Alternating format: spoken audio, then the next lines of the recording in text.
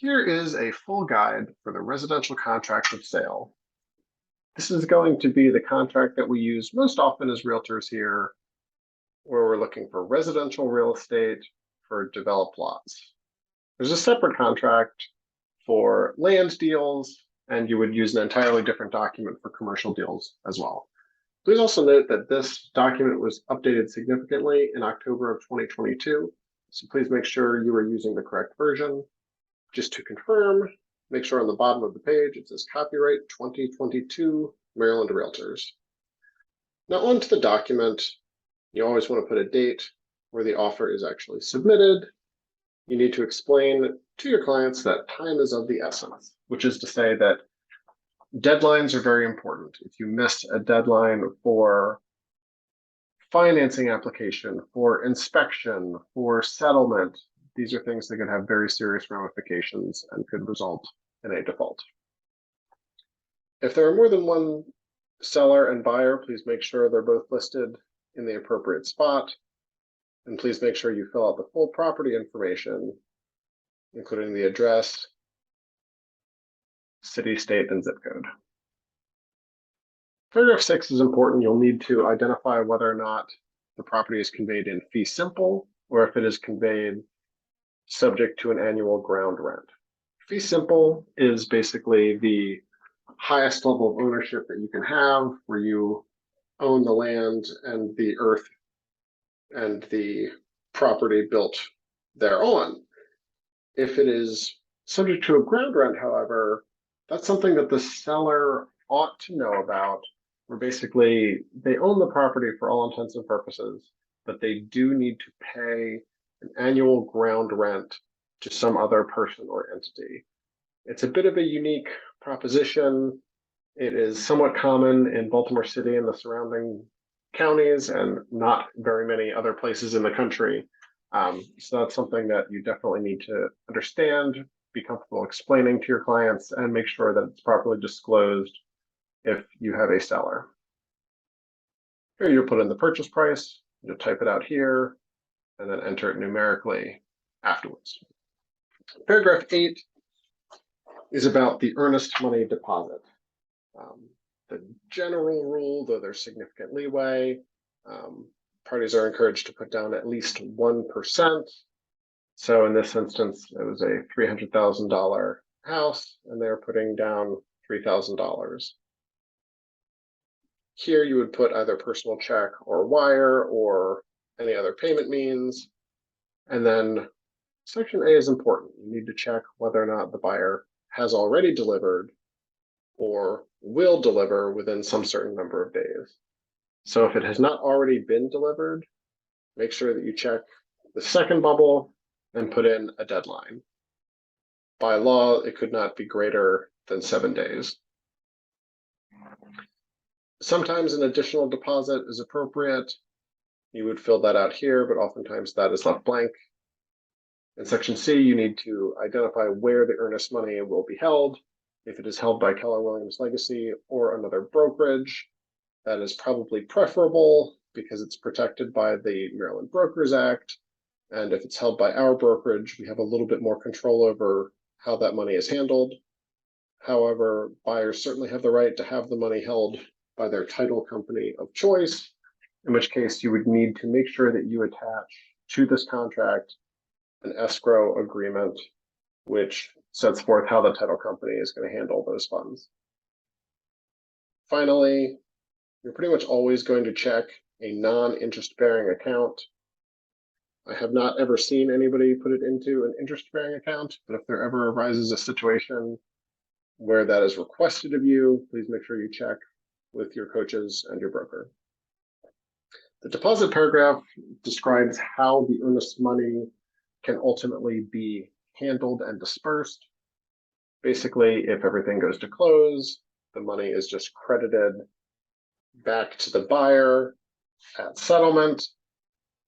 If it does not go to close, however, then basically parties can fight over it.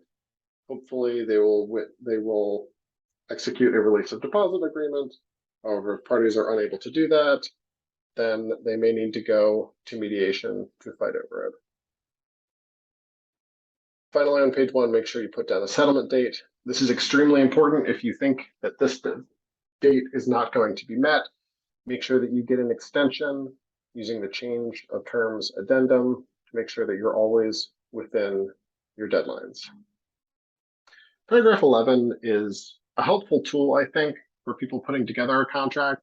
Make sure you go through all of these partly just as a reminder so that you know what addenda are available to you, and make sure you check off the ones that are appropriate. We have an affiliated business disclosure notice, just letting prospective customers know that we have a business arrangement with title company First Pitch Title. We'll always need to provide a local county disclosure. Depending on the jurisdiction, you'll always need to provide the Maryland Residential Property Condition Disclosure Law notice. And then there's other common ones such as the property inspections addendum, seller contribution. Just go through the list, and if you have any questions, please review the documents and consult with your coaches and broker. It's generally accepted in Maryland that electronic signatures are accepted for basically all purposes as it relates to this contract. Legalese here, just how the contract is going to be interpreted. Computation of days, section 14 is an important one. For all of these deadlines, you will have some certain number of days by which you need to accomplish something. For the purposes of calculating days, you shall begin the count on the day following the date of contract acceptance. So if it is executed on January 1st, you would start the counting of days on January 2nd. And also please note that this is not a situation where we're just counting business days. Days means consecutive calendar days, including Saturdays, Sundays, and all holidays. The seller has certain responsibilities to keep the mortgage free of default. They need to keep it insured, and they need to make sure that the property is in good condition. Paragraph 16 is also very important. The seller warrants that the property is not tenant occupied nor subject to any leases. If it is tenant occupied, or if there is a lease that's going to impact the buyer, it has to be set forth in a separate tenant occupied addendum. So just make sure that's in there if appropriate. These contracts are not assignable, so you can't buy it and then assign your right in the contract to somebody else. And here's more legalese about how the contract shall be interpreted. Section 2 is the section concerning the money and payments. So first you'll set forth here the type of financing. Depending on the type of financing that the buyer is pursuing, they would need to attach a separate addendum, whether conventional, FHA, VA, USDA. They would need to make sure that they attach the appropriate addendum. If you do not intend to have a financing contingency, please make sure that you mark that to make it clear that you're removing that contingency. Paragraph 20 is where you set out the deadlines for application and also financing commitment. So you want to give yourself a fairly short period of time to apply. I put here 5 days, sometimes I see 3. Just a few days to simply apply. And then you also need to put in a deadline here for the financing commitment to be received. So let's say it was the proposed settlement was 40 days after execution of the contract, then maybe you could put it so it's 30 days, so you'd need it 10 days before. It generally takes at least 3 weeks to get a financing commitment, so please, I would urge you not to put something shorter than 21 days. The buyer responsibility paragraph simply has to do with the buyer complying with all of their financing deadlines, and also pursuing financing diligently and in good faith. So if they miss a deadline or if they misrepresent something, if they lie, or if they fail to pursue financing in good faith, and that results in financing being terminated or declined, they could potentially lose their earnest money. Paragraph 22 has to do with whether or not this contract is contingent on some other sale. In the normal circumstance, the contract shall not be contingent upon the sale or settlement or any other real estate, unless you attach that special contingency, that special addendum that says that it specifically is contingent on such sale. Alternate financing is something that comes up every once in a while. The buyer is allowed to change their financing type or their financing product, so long as that change does not in any way harm the seller in terms of fees and in terms of timelines. Section 3 has to do with the property condition and inspections. First, as it relates to inclusions and exclusions, please make sure that you attach the addendum on the disclosure of inclusions, exclusions, leased items, and utilities addendum.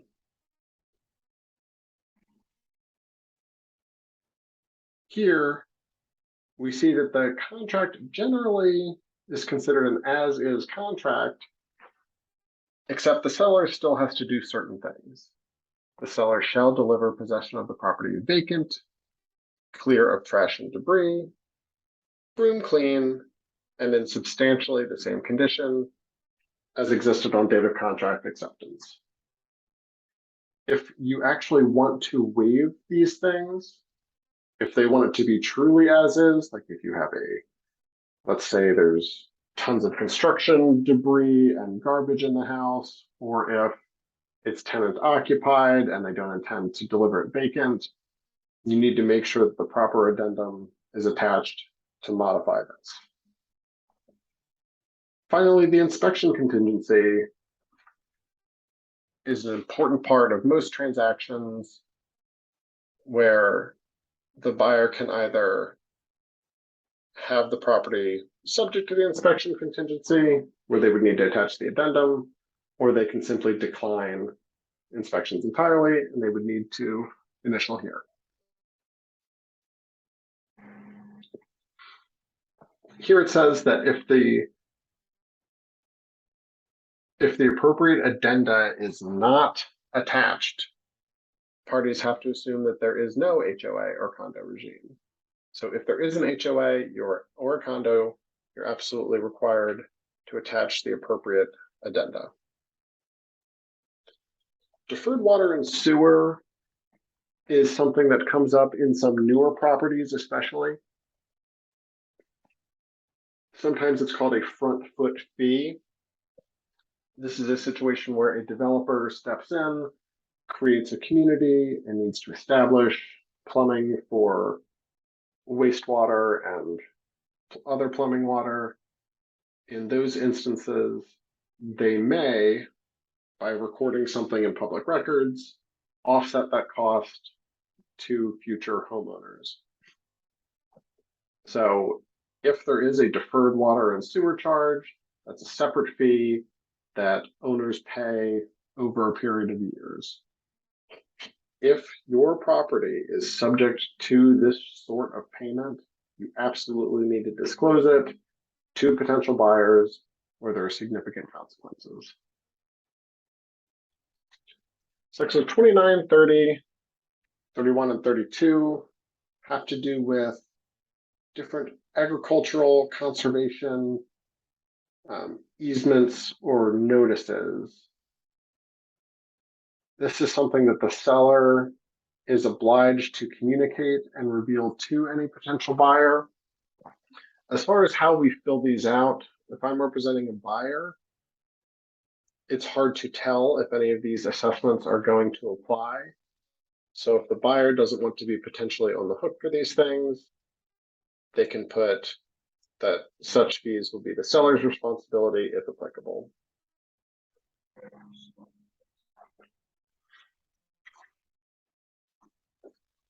Paragraph 33 has to do with the property disclosure notice,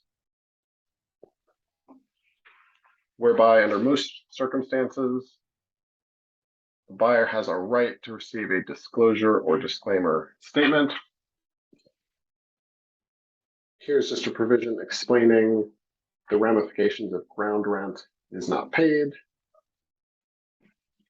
Now, there's several provisions related to lead paint if the house is built prior to 1978, and unless it's otherwise exempted. There are various requirements, various disclosures, restrictions on certain types of renovation. So it's very important that your potential buyer is familiar with these risks. If it's an older home, they need to initial that they understand paragraphs 35A, B, and C. Here are just disclosures about warranty and insurance that you should make sure that you've discussed with your clients.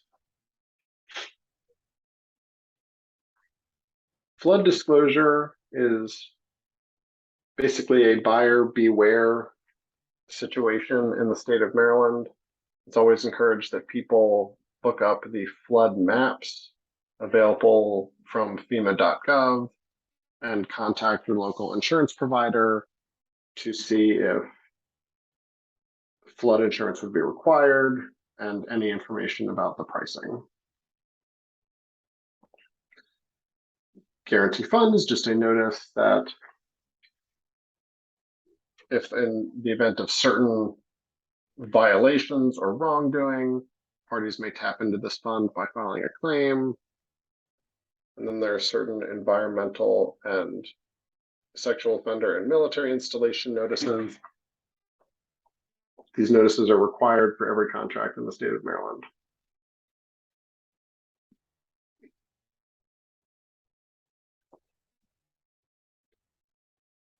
There are various disclosures, financial regulations, and protections available that are outlined in Section 5. As it relates to transfer of title and closing, the buyer has an absolute right to select their own settlement service provider. This is important. This party is basically the attorney for the buyer, so they should always get to select their service provider.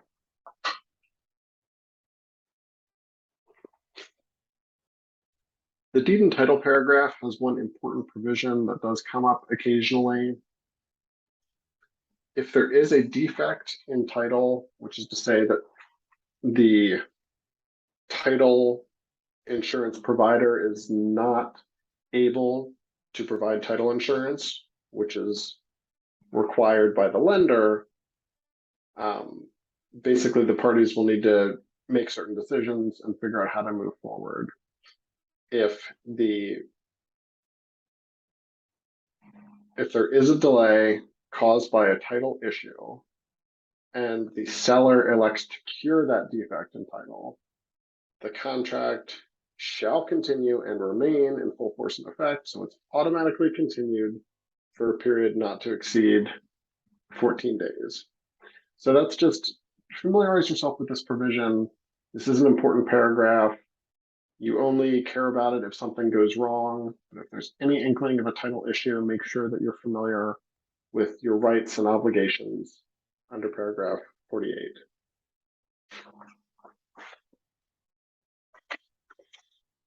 This just sets forth that adjustments and prorated apportionment is appropriate at the settlement table. Please note that any heating or cooking fuels remaining in supply tanks at the time of settlement shall become the property of the buyer.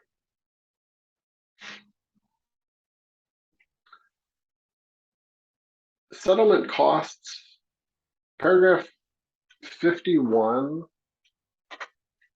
is brand new for this contract, where it gives people the opportunity to basically split up the costs for recordation and transfer taxes in any way that you see fit. The way that it is currently drafted is if you leave paragraph 51 completely blank, then the appropriate fees will be split down the middle between the buyer and the seller. Please make sure that if you do make any changes, you make it to the appropriate paragraph. If you're a first-time home buyer, please use paragraph B. Otherwise, please use paragraph A. Please consult with a CPA if you have any questions specifically about paragraphs 52, 53, 54, and 55. But specifically, if you do have a non-resident seller or a foreign seller, make sure that they are aware of all their tax implications because they can be very significant.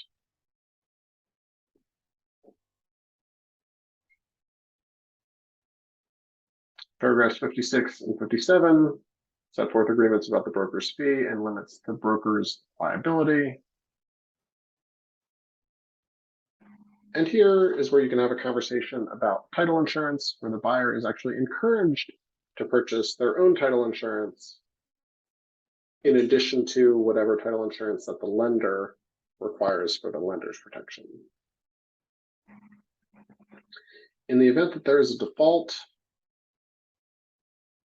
it's important to note that parties have pre-negotiated and agreed to mediate any and all disputes arising out of this contract.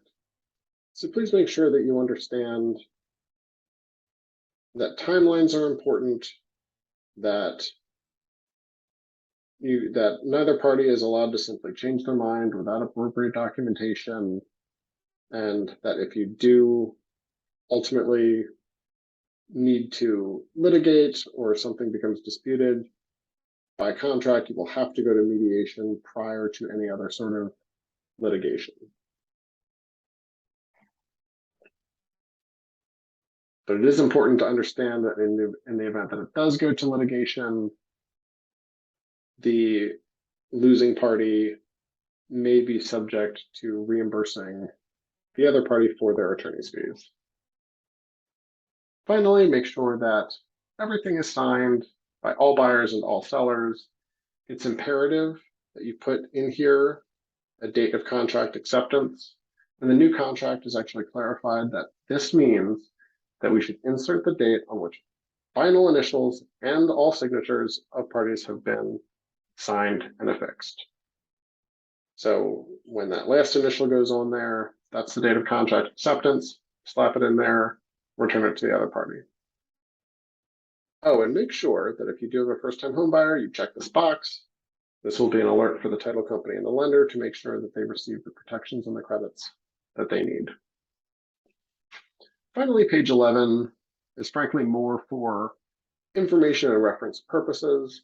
Please make sure you have the name and mailing address for buyers and sellers, as well as the listing broker, the sales associate, and office information.